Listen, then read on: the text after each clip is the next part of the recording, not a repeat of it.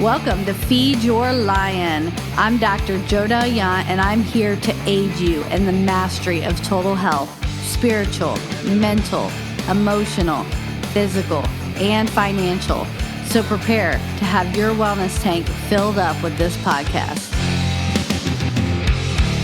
Welcome to another episode of Feed Your Lion podcast. Today's special guest is my wife, Jocelyn Arroyo-Yant.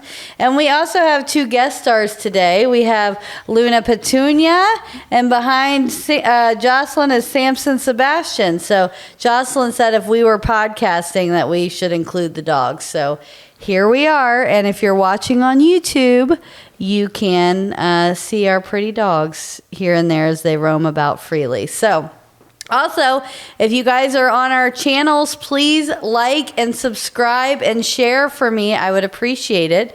So let's get started. Jocelyn and I are going to kind of be a little random today, but we're going to talk a lot about like marriage things. We're going to ask each other some questions, dig in a little bit, and then we'll talk a little bit about like what Jocelyn's doing as well. So Jocelyn and I have been married for a little over 7 years now, together almost 9 years. And they say the 7-year mark is the the itch? The 7 year 7 year itch. 7 year itch. Do you feel itchy, Jocelyn? I always feel itchy. Jocelyn's felt itchy since we first got married. Actually, I kind of actually. She tells me repeatedly that we would have never got married had I never asked. Right, like you. Yeah. Jocelyn's a little like Freebird Sagittarius, so you know she likes her freedom. She likes her space. So she was not keen on getting married after a couple it wasn't quite 2 years of dating, but you were a little freaked out. Talk a little bit about that, like your thoughts and how that's morphed a little bit. Well, I mean, I don't know. I don't know. I just was freaked out. I was comfortable like in our living situation. And meaning living together. Is that what you're trying to say? Okay. And I always said if I was going to get married, it was only going to happen once, and that's it, because they're expensive. And that's the reason. The money. No.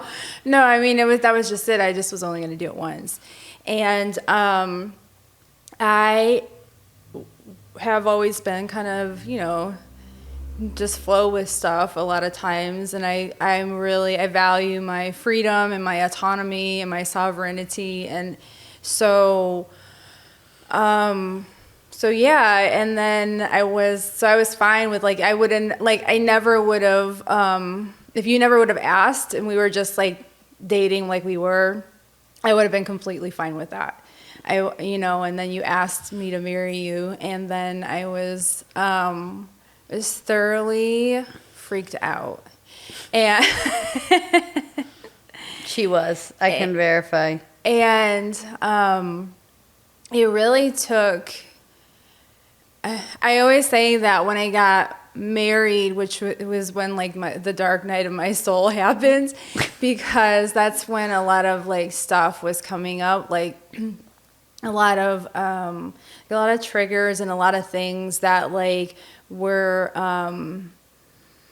that I never dealt with before in being with relationships, and it was all stuff that was coming up from childhood and generational things. And so over the course of, I don't know, 7, 8, 9 years that we've been together, it's been a journey of like working through those things, loving those parts of myself, like healing those things, accepting those like stuff about me and about like relationships, about being with you.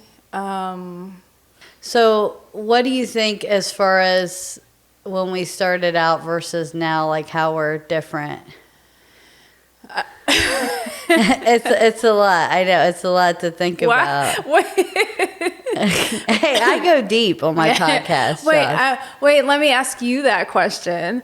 What do you think things, how do you think I things think maturity wise, like things have improved a lot. Like, and I don't know. I think like I was so obsessed with the ideal of marriage when we got married. Like I just like I wanted that like, you know, picture perfect home and look and things like that. And I don't think I was as focused on like us as individuals and how we go together as a couple.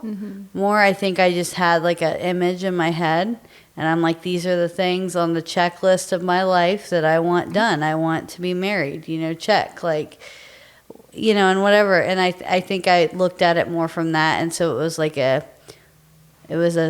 just a natural thing for me. And now I think I'm more into exploring how we like actually work as individuals together, like combined together. And I think I'm looking at it more from that, and it's fun to like explore that with you because you know, neither of us have been in a relationship for this long, neither of us have been married, you know, before. So this is a new experience for both of us, so like getting to navigate those things, and it's become more like fun within the relationship and see how we're evolving and like being able to root for each other like in our individual like walks and paths too. So like for me, I think that maturity and like that like understanding that it doesn't have to like conform to exactly what I pictured for it to be like a beautiful and awesome thing.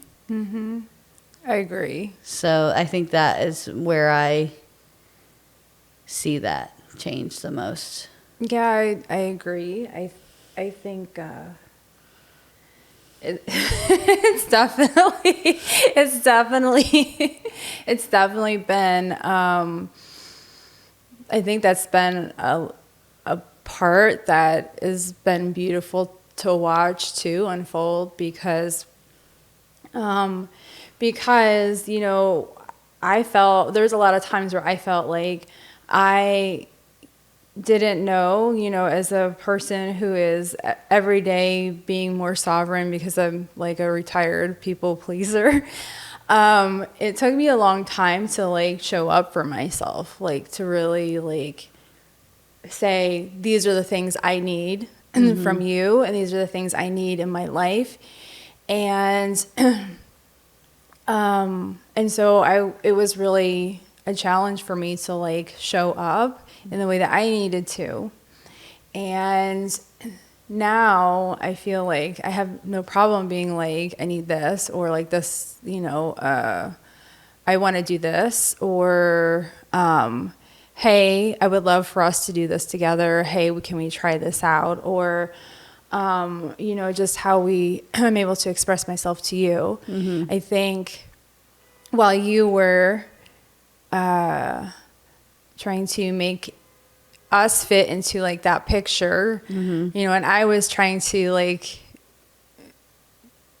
discover like how I can show up myself, you know, in that way, and not show up as like how you expected me to show up. That's been a big growth, I think, for us as being married, and learning a lot, you know.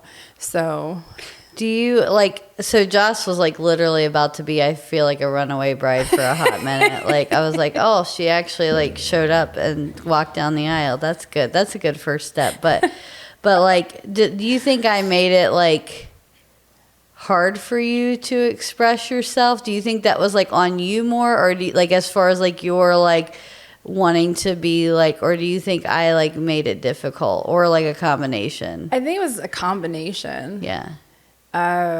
Honestly, like I was scared to show up, you know, and say, I was like, oh my gosh, I'm afraid that she's not, what if, I think there's a lot about me that had to do with like acceptance and like, you know, you're safe. And that part was hard because there were a lot of times I didn't feel safe, but it wasn't just because of you, it was because of like childhood stuff. And it was because of,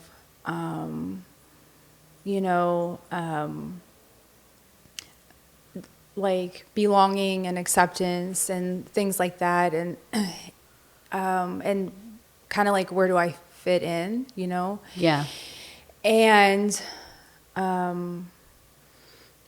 so that part, you know, was on me, I feel like. But I feel like, yeah, there were times where it was really difficult because you're... You can go ahead. You can go ahead and say what you're going to say. You know she's about to be insulting by that No. You're very anal retentive. You like things a certain way. You know, you have this expectation of how things should be. And that's just not how always life happens, you know. And so I was having... Thank you, Luna. She jerked up. So I was having a hard time trying to show up for myself, and at the same time trying to show up for you the way that like you expected me to show up. And I learned in some really, really hard ways that doesn't work. Like it doesn't work. It's not good for either of us. It's not good for our mental, emotional, physical, spiritual well-being all the way around. It just didn't work at all. It sucked. Yeah. A lot. Yeah. Well, we're going to kind of interspice the serious talk in with like some fun questions because, anyways, these are questions that either we found online or people have asked us repeatedly. So I'll start with the one that literally has been asked like 3 times. Where are these questions? Because I didn't get them. Oh, I don't even know them. I'll read them randomly. Okay. I just found a list. I didn't get the memo. No, I found a list, but you know this one because we've been asked this like 3 times this week. And people say, how do you deal with me? Because I guess I'm a little bit of a lot sometimes. I don't feel like I am, but other people apparently think I am like a lot to deal with. So they want to know how you deal with me so well. That's directed to you. I use the phrase "you do you, boo," like every day. Because you're going to do what you're going to do anyways. Just like I'm going to do what I'm going to do anyways, you know, which sounds really like terrible, but it's not. There's this thing that I feel like is important is having freedom and autonomy and trust and sovereignty in our marriage. I think that that's really, really important. Yeah. And I feel like if I try to say, no, you're not doing this and you're not acting this certain way, I think, first of all, I don't think I could ever like stop you from from being yourself. I don't think anybody can. So that's number 1. And number 2, I just don't feel like the world would be right if you didn't show up exactly the way that you were meant to show up. It goes for anybody, yeah. So I don't like control you. I don't do unless there's like something and I'm like, are you sure? Like, are you sure that you really want to do that? Like, I do question some things, but I don't care. And even if it's ridiculous, I'm like, whatever. She's going to do what she's going to do. I will have to say, one of the things I love the most about you is you kind of just roll with whatever. Like, I'll just give you guys an example. Last week, I went over, there was like this, friends of ours were getting rid of this big warehouse of stuff. Christy and Billy Barry, you guys probably know them, but anyways, they were getting rid of a bunch of stuff in their warehouse, and I saw some stuff. They had like a bunch of t-shirts and stuff, so I was like, I'm going to go over there. And anyways, I ended up stuffing an SUV as full as I could with mannequins, which meant like 10 mannequins. Like, I mean, full. Like, I was driving down the highway with like these hands and feet in my face because it was so stuffed.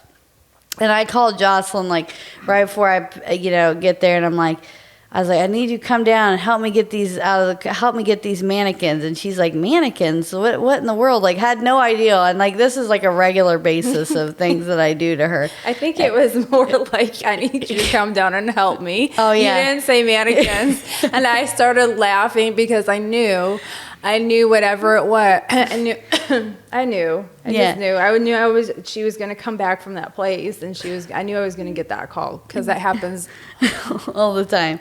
But like, I will say, like, I've been in, like, before our marriage, like, past relationships that were like try to be a lot more like controlling, jealousy, and it was like that was never going to work for me. Like, and I would never do anything to try to like, you know, like hurt your trust or any of that. But like, you know, I do like, and you're like that too. We just like, you need your space and your freedom to be who you are. And I think that's important in any relationship. Mm-hmm.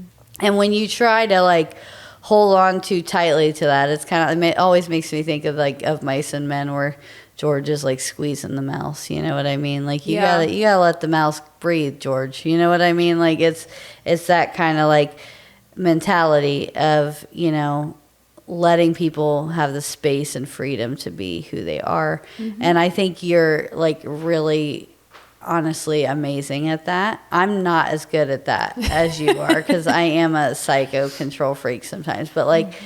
you're very, very good about that. And I think that is like something I really appreciate in our marriage, and having that space and freedom. And like you said, if you were really like anybody in a relationship, in a marriage, like that's got to be a foundation built on trust. Like, you know, you got to know that person is, you're trusting that they're acting in your best interest if you're not there with whatever they're doing. And like that's part of a foundation of marriage. And when people like violate that, it's really hard to get that back if you ever can. Mm-hmm. And so I think that we do have like a solid foundation of that, like, you know. Yeah. So anyways, that's my... I mean, I usually just say, well, you haven't made me gonna run away anyways. You know, you haven't made me want to run away. I'm still here, so.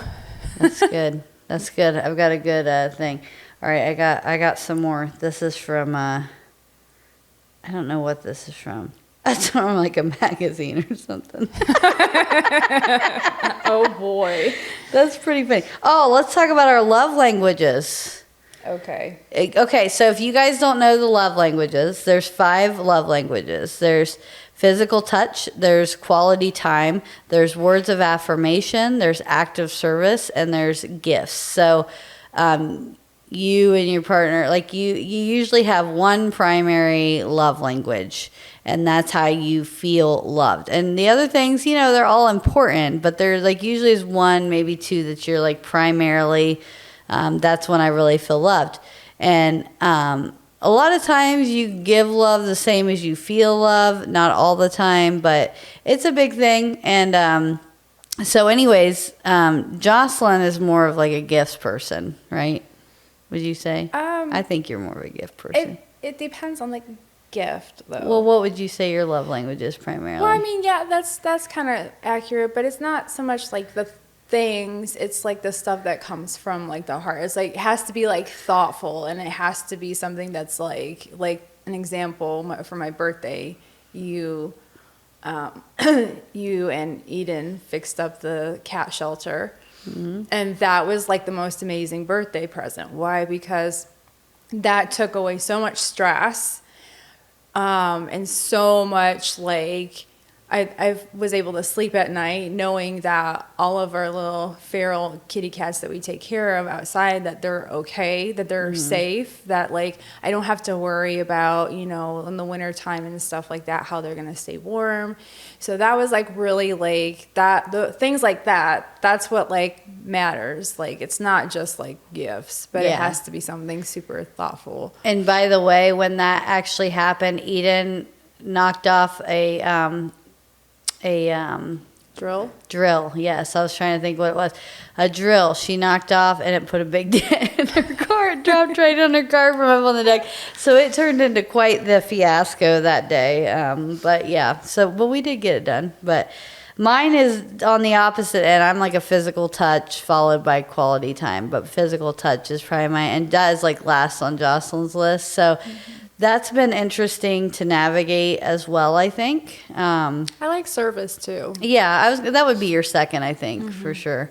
But like, so that's been kind of interesting because the way we like feel loved is like completely opposite from one another. Like I could care less about gifts ever in my life, but if I want something, I'm gonna get it. So I don't care about stuff like that as much. But you know, like.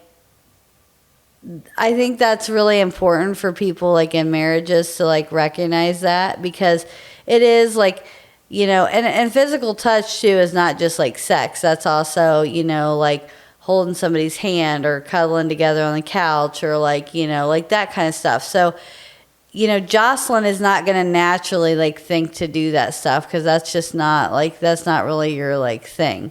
And I'm not naturally going to be like, oh, what kind of gift can I get Jocelyn just out of the blue or what kind of thing? Because that's not like a thing I'm like really thinking about. So I think having those discussions, like even initially when you're in a relationship, and this goes for like family and friends too, like having those discussions about what makes them feel loved and supported is really important.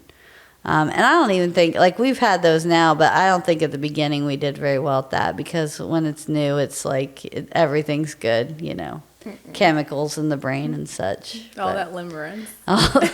All that stuff that wears off eventually. But I don't know. What are your thoughts on that? Anything?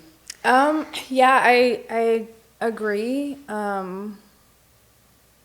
Yeah, because I don't really have a whole lot to say. I think you said most of it, but the thing is like I don't naturally always like think. Well, at first I didn't always think like I'll just like rub her arm or like her back or something, just to say, hey, I'm here. Mm-hmm. Now it's a little bit different. I think because we've been around each other for a long time. Yeah. But yeah, that was like kind of hard. Yeah. I didn't really. I'm like, what? Like, why are you touching me? Yeah. Well, and I too, like, even with like sex and stuff, somebody in the relationship, usually in most marriages, is going to have like a higher sex drive than the other person. Like that is a really common, even like for sexual health things and stuff that I do a lot with in the office. Like that's always a complaint. Somebody is always like, and something too I've like realized, and a lot of women, and I think more like a man in this way, but like you, like definitely, I think a lot of women are looking for like that emotional connection and they want to be romanticized. And what happens is like after you've been, with somebody for a while, like it's almost like you stop that chase thing. And I think a lot of women, this isn't all women because it's not me, I'm good with just sex, but like a lot of women, I think they want to be like, they still want to go on those dates. They want to, you tell me that all the time. Like, I want to get dressed up. I want to go out. I want to feel like, wooed and appreciated. And I need to feel that to like even be like interested in the physical part. Yeah. And I think that's true. And like, I don't always do, you get busy, you're working all the time and you're like, man, it gets a lot of extra energy, but that's like being in a relationship, like is that continual work and doing the work and putting that into your relationship. And I'm not always like very good at that, but I think that's really an important thing too, to like keep in mind. Very much so. Cause she's laughing cause she tells me that all the time. I'm like, well, I mean, that is important because it's also how you like connect too. I feel like, yeah. If you're just there like doing the day to day and you don't like spend time, like then you kind of get away from like what's important. And and yeah, I am the girl that will be like, no, if you want it, you got to work for it. You need to woo. She is that girl. I can attest. But okay. So another thing that's big in relationships, communication. So this question is there anything that I can do to communicate better when we have a conflict? Oh God. I like this one because we are totally different when we have a fight. Tell a little bit about what you do if we're having a disagreement. We get along pretty well actually for the most part, but if we're having a disagreement, what's your style versus mine? Okay.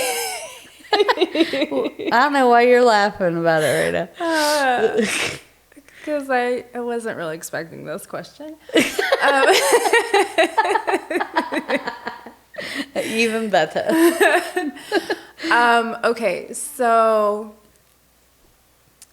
it depends. Okay, it depends on how the seriousness of like the argument. So if it's a really serious argument, or there's something that like you have this tendency to be like, I need to talk about it, be done with it, blah, then you're good. That doesn't necessarily always happen with me. So what usually happens, well, no, I'm getting better at this though, okay? So. I love how this has morphed like 3 times in a minute right now. I can tell you my perspective in 2 seconds. Wait, hold on. Wait. Okay, go on. So if something happens where I get mad or I get triggered or some stupid something, then it bothers me a lot. And then if it bothers me, I kind of have to like step back for a second and kind of mull over it. But when I was earlier in our relationship, it wouldn't be like a mulling, it would be like a stewing that would like, I would ruminate over stuff. And so then when I would finally had the courage to like speak up and say something, it turned into like this big explosion, which was yeah. I feel like that's gotten a lot better. Has it gotten better? I think so, yeah. Okay. So it has gotten better because if something upsets me, I still like will mull over it for a second and be like, okay, well, why did that really? Because I want to kind of sit there for a second and be like, why did that really upset you? Like, so I'm like, well, because there's always something like when you're upset or somebody like upsets you, there's always something to learn from it too. I feel like there's always it's just like a reflection of like what's within you that you're like, hey, like what's going on with this? But a lot of times I was afraid of my own like anger, and I was afraid like as like a people pleaser thing. Like I was afraid of my own anger, and I was afraid to be angry and upset. I didn't feel like safe to be angry and upset when I was little. So so it took me a long time to be like, I'm upset over this. Hey, this made me mad. You pissed me off because of da da da da da da, and I don't appreciate that. You know, can we like work better to not do that or do something else? So like it's better now because I can be a lot more like, hey, that really bothered me. But that has not always been the case. Yeah. And there's even like there's some times where like I like it's almost like it's a projection, like I don't say something right away because sometimes I also feel like it's not like the right time or place. Like, you know, you might be out like busy doing work or like we're around other people or something like that. So sometimes there is like a time and a place, and sometimes there's like if you're like stressed out about something, I also am kind of like, well, well, timing is also like everything too. Yeah. I feel like, you know. So I don't know. I'm better at that, but there'd be some times also where like I'm upset over something and then I just kind of like push it to the side because I'm not ready to deal with it. But then it all comes out in other ways and it turns into projections and you're like, I don't know what's going on with you, or whatever it is, you better figure it out because you are not being really cool right now. Yeah. So Jocelyn and I actually, that has been, I think that's been a hard part of marriage, figuring out, because we are very different. Like if I'm mad, no, everybody's going to know it. Like I do not hide anything well. I usually have these explosive rants for about 5 seconds. And then after that, I've said my piece. I'm over it. You know what I've thought, I've said it, and it's good. And like, you know, I'm good to hash it out a little bit. I might need to be angry for like 5 minutes, but then I'm ready to hash it out and be done with it. And once that's been done, I'm done. I'm moved on. Jocelyn, when we got, it was really hard for me to understand Jocelyn's process for a few years, honestly, because she would like disappear for days. I mean, like you would be like a hermit for like 3 or 4 days sometimes. And I would have no clue. Like, and it was like, what is going on? Are we getting divorced? Like, what is happening? Like, you had no idea. And I wouldn't even know that she was still angry or even angry to begin with sometimes. Like, I would be like, I have no clue, because she would be like in her deep reflection on this, and she would be really withdrawn, and like, I mean, it drove me absolutely insane sometimes. And it has gotten better. You don't do that for like days as much. Like you're pretty, like you've gotten a lot like better about communicating those things. And maybe that's what you were talking about earlier, feeling more like secure and like doing that. Yeah. But yeah, that like learning like your partner's style, because that was like, it was very like hurtful sometimes, and it wasn't even you trying to be hurtful. It was just like your process of dealing with something, and I like didn't understand it at all. Yeah. So it's very interesting how that, I think that's like part of marriage, like people sometimes don't talk about a little bit too, like how they, but Also, there's power in being stupid and laughter, because there'll be times where like you're mad at something, like I can see like you're about to like be explosive over something, and explosive. Sounds like I'm like a batterer or something. No, like I mean, like you're like, I'm angry. I know I'm angry. Like I can see it. Like something is like, it's just gotten to you, or you've like done something, and you're like, oh, and then I start like, I look at you, and then I like laugh at you, and then you start laughing, and then it's like done. Like It's there's done. no Yeah. We actually don't have a lot of like serious fights. Most of ours is over stupid stuff, and then we're like just dumb. But like, we don't have a lot of, and it also depends on the cycle, the part of your cycle. Jocelyn is very like, do you think I'm moody? Like depending on, like, especially like we're both getting into that perimenopausal period, and that's a big part of my business too. So like I deal with that a lot, but like there's like, I don't know. Do you think I'm like as bad with that as? Yeah, I don't know. I do know that there is a difference for you too. Yeah, so. no. I know that I eat a lot more and stuff like closer, and I'm like my workouts are, and I get a little more clingy. You say I get clingy. I get like emotional. Yes, because yes, because what happens is you do this thing where you're like, you don't love me anymore. Why don't you want to hang out with me? Do you even want to be married to me? And I'm like, well, hold on there, sis. That is like, I do get a little dramatic, don't I? a little. Well, so with that, I don't even know where I was going with the perimenopausal thing. I don't either. I think I was talking about like cyclic things, but that's another question though people ask about they're like, now this is stupid, and this is usually from guys. In a lesbian relationship or marriage, like, isn't there always a man? And that stuff drives me crazy. I'm like, there's never a man. There's never a man. There's two women here. That is the point. That's like the very definition. Like, anyways, like that stuff drives me crazy. And we've talked before. This is way off topic. This is totally not about perimenopause, but still, like, it just drives me crazy because there's, like, we've talked about this before.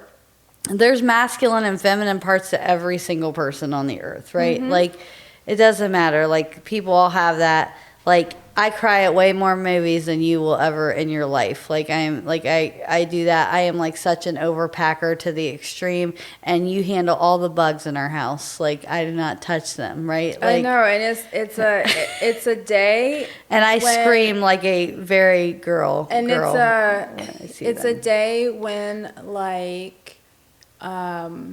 You decide that you're going to like pull out power tools. It's pretty amusing to me. I changed the light bulb the other day, and Jocelyn's like, "Are you turning butch on me?" This is how the conversations in our house. But anyways, the point of that was, no, it's never like that. It's like, you know, and I hate that question. I just think it shows like so much ignorance. But like, it's just two people being two people together, and like, and I feel like, and that's another one. They'll say like, well, you know, like they think a straight relationship or marriage is so much different. It's not. There's the same fights. There's money. There's sex fights. There's communication. If anything, it's more dramatic. Yeah, so it's just like it's the same kind of stuff, and it's just funny to me, like that people. I don't know. Anyways, that was really random. I think I went off that because we started talking about hormones or something. Perimenopause. Yeah. Anyways, so any thoughts to add on that? That was another question I've had quite a bit. What question am I adding thoughts to? About people asking you that, because you're much more like feminine. We're both like feminine presenting, but like you're much more. I'm not as feminine presenting. Look at, she's laughing at me. I don't know. I'm tomboyish. Zach's laughing at me. Why is everybody laughing at me? This is terrible. Cut this from the podcast right now. Cut this. Anyways, do you get questions like that, like No. before even our marriage?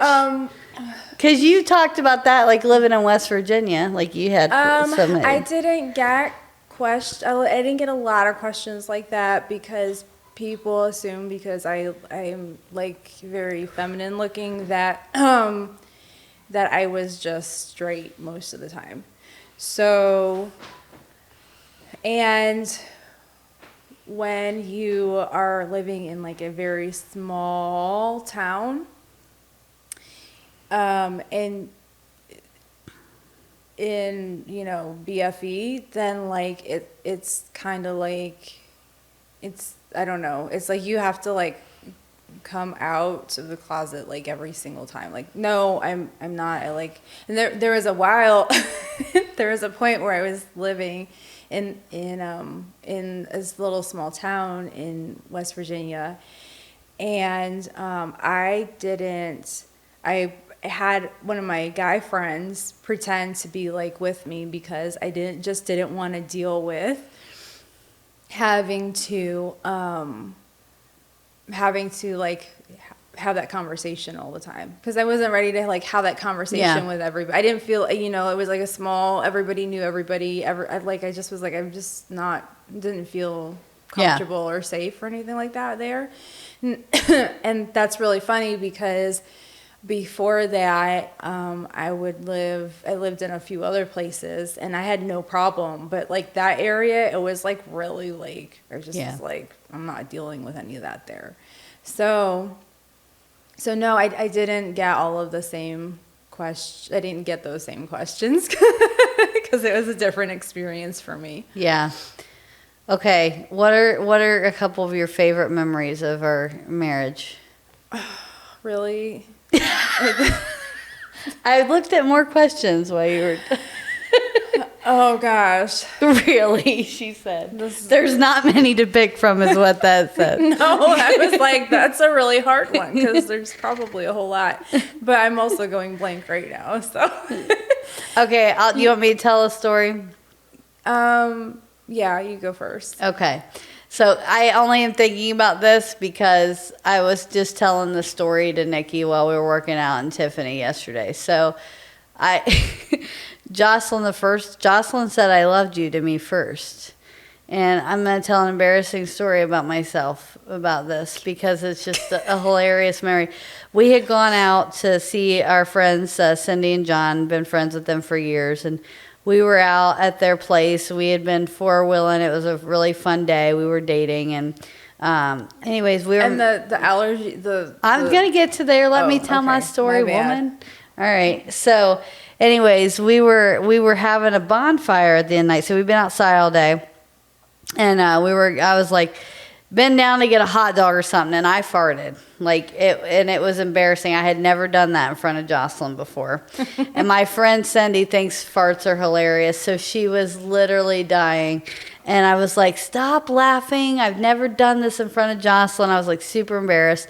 And then on the way, we had to drive home like not too long after. And I literally, because we had been outside all day, and my allergies were so bad. I literally was crying from allergies. My eyes were red and like they were swollen, and I was like scratching at my face. It was like terrible. Like it was really bad. And I didn't have like allergy medicine there to even take. Like I had to wait till we got home. And so we get back and like get ready to go to bed, and like in the midst of this, and like literally, you guys, like I had like little slits for eyes at this point, and like Jocelyn's like, I love you. It was like the first time, and it was the first day I did that embarrassing fart in front of her, and I was allergy and like disgusting and a hot mess, and it's just like a funny, like I'll never just forget that because it was just a funny. You didn't tell the best part was even though you were like, I farted in front of Jocelyn, I never like had done it before. I like, we were like, it was like at night and the lights were off, so I didn't have to look at you. Yeah, that might have changed it had you been able to see. That's true. That's probably true. In the dark, these things are done. So, anyways, that's one of the funny. And another funny one was on our honeymoon when we were going up. We were in. Where's the donkey? Santorini. Santorini, thank you. There was only 2 ways to go up to the top to get into Santorini, and it was riding donkeys. Well, 3. You could walk the steps where the donkeys were going that were covered in poop and everything else, and it was bad. Thanks for the noise, Luna. Thank you. But it was like bad. You could walk that, or you could ride the donkeys, or they had like a little bubble thing you sat in, and it was like a line, like, and you rode up on like a tram type thing and smaller. So I was like, let's just do the tram. She's like, oh no, we're riding the donkeys and stuff. And I'm like, I didn't like the ideal because it was so like steep and you're right against the edge. So like these donkeys tried throwing you off or got aggressive, you're done. Like you would die like going over this edge, and I don't like heights. And I was like, I don't really want to do it. So anyways, we got on this thing. And I'm literally like holding on for dear life, and this donkey was getting mad. This other one, he kept biting my donkey, so I'm literally like hanging over this edge. Like my leg is hanging over the edge of this thing on this donkey. Of the trail. And I was terrified. And Jocelyn is just like dying. I mean, she's trying to record me, and she's got like tears coming from her eyes laughing at me. And I'm like hanging onto this donkey for dear life and like cussing her the whole way up. And then when we get to the top, the best part was I got off this like quickly. Jocelyn got stuck. She was like couldn't get off her donkey, and all these donkeys had piled in around her, so she's in the middle of these donkeys, and this guy, he is like screaming at her in Greece, like not, she didn't understand what he's saying, but you could tell he wanted her off the donkey. Like yeah. he was screaming at her, and she couldn't get down. And then it was my turn. I was like dying laughing at her, but I'll never forget that either. That was a funny thing. But anyways, those are a couple moments I have. For some reason, when we went on our first cruise, I don't know why this is a memory that has popped up in my head, but here it goes. So we were on our first cruise together, and it was to Alaska. And we were on the boat, and there was this chick on the boat, and she had, I don't know what color hair she had, but it was like purple or whatever, something like that. And I said, her hair is so pretty, I would love to do that to my hair. And you're like, you threw this whole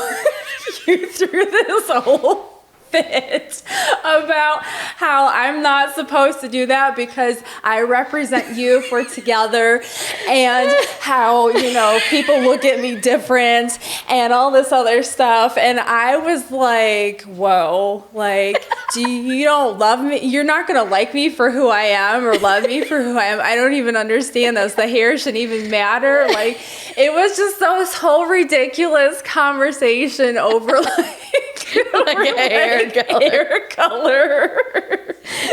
I did lose my mind. You did. I think that's when I thought I was going to be running for president. You're like, I'm might be running for politics, and so I can't like let things happen, and I can't let like people take pictures of me like this. And I was like, oh my God, what have I gotten myself into? Like, why am I on this boat? That was also the same boat that we were trying to learn bachata, and we fell over some chairs, and the man was yelling at us, "Get back in the game, ladies!" Was it that one? Yes, that was the Alaskan cruise. Yes. So, anyways, okay, let's move into. Tell me a little bit about like what you're doing now and like how you've grown, because you did the very first podcast that I ever had, and we talked about a little bit about but you were like, I hate that because I feel like I've grown so much since then, because that was a while ago, and like, so talk about some of the stuff you're doing now. Okay, well, I hated that because I didn't know half the stuff that I know now. So like,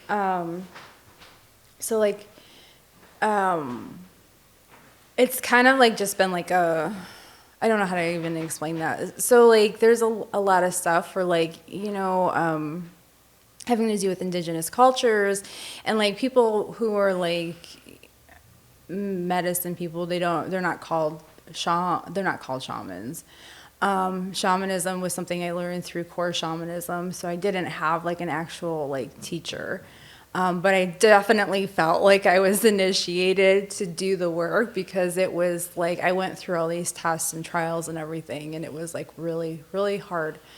So now I've grown over the past 4 years. Like I'm not even the same person that I was, and so like now it's a lot of like really. I do a lot. I love nature. I feel like there's this connection through nature. Like we're all interconnected. So someone who is, my dad's side, I'm Puerto Rican, and through that, I've been on a journey of like really reconnecting to a lot of my indigenous Caribbean roots, and so with that, there's a lot of animism involved, which is basically that everything has a consciousness. It's not just like people or animals, it's like plants, and we're all connected. A lot of this is like you have, it's not just people who are like the two-leggeds, there's the four-leggeds, there's the tree people, the rock people, the finned ones, the winged ones. Everybody is interconnected because we all come initially, the belief is we all come from the same place. We all come from the source of all, whatever you want to call that, whether that's Great Spirit, whether that's God, Creator, universe. We're all from this place of like infinite love. And so with that, there's this thing in society where I feel like half the problem with society is that we have disconnected from ourselves, which means we've disconnected from the interconnections that we all have, and we've disconnected and forgotten that there's this divine source of God that is within each and every one of us. It's not just something that's external, it's always within here. And so I love going out and being out in nature because I feel like that is the best way to reconnect, personally for me anyways. And so I do meditative walks, and really trying to share that with other people to help people come back home to themselves through being out in nature. There's just, I don't know, there's like this magic, and there's this more than just the physical world when you're out there, if you like are willing to be still and listen. And I heard this phrase that is said that like, if you really want to learn who you are, go spend time out in nature, because like you're out there and you don't have anybody to judge you. The trees will listen to you. You can, there's always medicine and wisdom that is out there, meaning like everything that has a consciousness, it has something to offer. Like the trees do, they all are, they're all very much alive, and they all have their own, from connecting with them and channeling with them. It's like they all have their own personalities, and some of them are guardians, some of them have been around for quite a long time. So there's like all this wisdom, and even in the animals and the plants. And so it's really just, I help people do that, or I try to help people do that anyways. And so there's like forest bathing, and there's meditative walks, and there's reconnecting through ceremony, and meaning like just being in walking a sacred path, or being in a sacred way, and recognizing that we're all sacred. So I kind of like, I just tell people like, be curious about that. And that allows you, like, you get to do that out there in nature. And I don't know. So If somebody's interested in it, how do they find you? You can get a hold of me through, I guess, you guys, through L.I.O. Health and Wellness. Mm-hmm. You can also, I guess, email me at... Now, you guess or you know? No, you I don't have anything really set up. So, yeah. And it's really, and it's not just that. I've also, like, it's really, I do a lot of, like, one-on-one with people where it's just heartfelt conversations, like intuitive conversations, and they're called pláticas, which is like, they're just open-hearted conversations. And so we sit there, and if people are open to it, and you sit there and drink cacao and like just really like share like what's going on with you and stuff. And so it kind of just, it's a listening really from the heart, and just connecting that way. And that happens out like on hikes or out in nature. Yeah. So yeah. All right. Awesome. All right. Last question as we wrap up. It's a two-parter. What have been some of your favorite experiences we've done together, and what are you looking forward to in the future? I mean, like, I pretty much every experience is like... That's a cop-out. No, it's not. It's not, because they're all adventures, and we kind of just go diving head in first, and I'm like, WTF, Jodo. But it turns out we have fun. The balloons were fun when we went to go do the balloons. Albuquerque. Yeah. Even though we drove and didn't sleep and all to the thing, and then didn't get in on time. Yeah. But we had a good time. Our cruise, our last trip that we did, that was actually pretty amazing and fun. Well, yeah, if you guys didn't catch some of our video stuff, we just got back not too long ago. We did Amsterdam, Iceland, Greenland, and then Canada, like Nova Scotia, and so I want to share my Northern Lights story. Oh, you should share that. Go ahead. Because that's like that's the real that was fun. her highlight. So seeing the Northern Lights has always been like on the bucket list. And when they were having all the solar storms this past summer, everybody was taking pictures. In Ashland. They were taking pictures. Yeah. And I would literally, like, it was like a block from me. They were taking pictures and posting them. And I'm like, how are you doing this? And of course, you have to, like, use your night vision on your phone and all this other stuff. But I'm like, are we looking at the same sky? Because I didn't see anything. And just for context, she got me out of bed, and we drove around at midnight. Yeah, because I was like, she wanted to see I was these. like, I want to see these, and I didn't expect you to go though. Like, you didn't have to go. But I know, but I felt bad for you, because when you act like when you have that kid-like look on your face, I feel like I can't disappoint you. Oh, okay. Well, you didn't. Well, you didn't have any control over it. So, So yeah, I was like, I don't know. I feel like I'm on a completely different like dimension or timeline or something. It was like really crazy. It was like the biggest gas lighting experience of my life because I was like, I don't understand. And it was making me really upset. I was really upset by the whole entire issue. Zach is currently holding up his Ashland Northern Lights pictures. So I was very upset about it. And then we were going on this trip to like Amsterdam, Iceland, Greenland, and I kind of like I was like, well, maybe I'll be able to see the Northern Lights. I don't know, but I kind of like put it out of my head. It wasn't really the best season for it either. Forgot about it. Yeah, they were saying that like you don't really see Northern Lights until it's like the end of September, October, that sort of thing. So we were almost on the season, but not really. So. I wasn't really like expecting anything. And then, and so we were there and so the one night Jodelle was like sleeping and I'm always sleeping in these scenarios. You are because you're a grandma and you like to go to bed at night. So,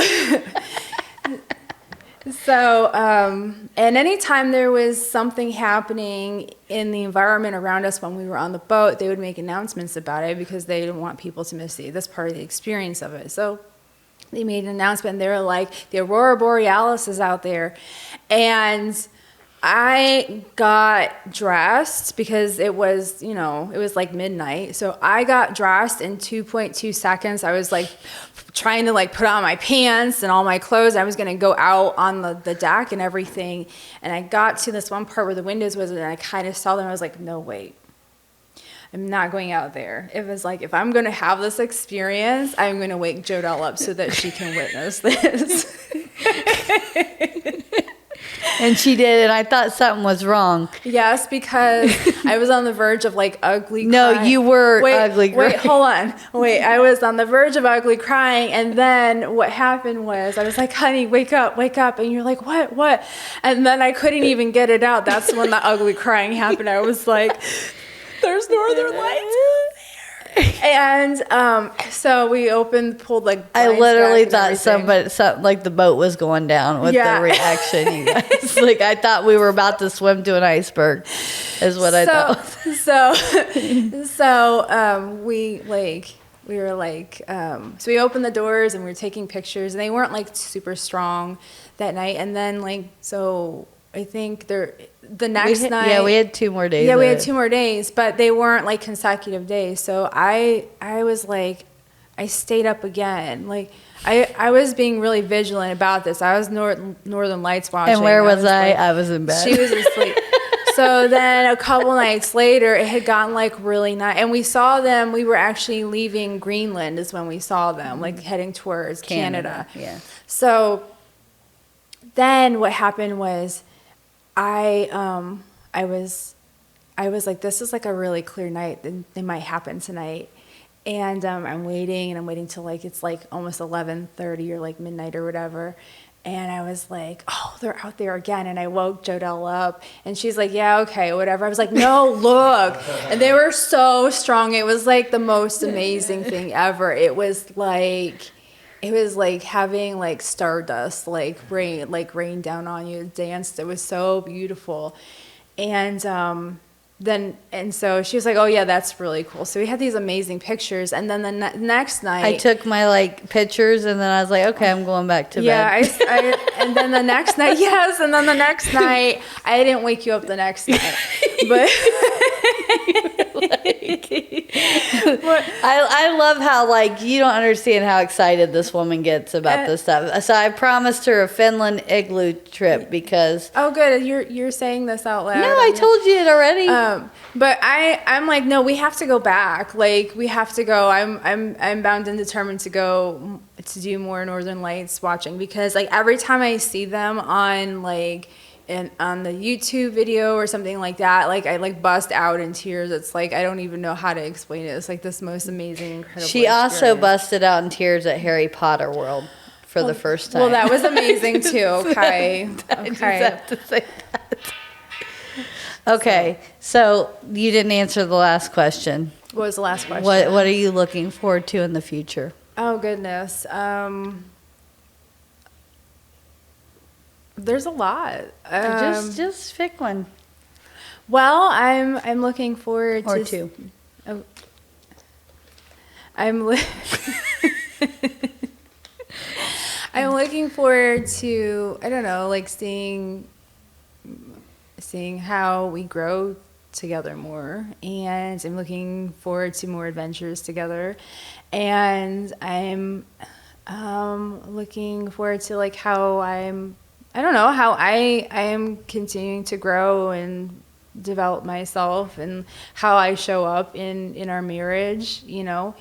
I don't know, I'm looking forward to like just having fun and enjoying life with you. All right. As always, we're going to end with a quote. And this one is, I love being married. It's so great to find that one special person you want to annoy for the rest of your life. And that's Rita Runner. And thanks for watching. We'll see you next time.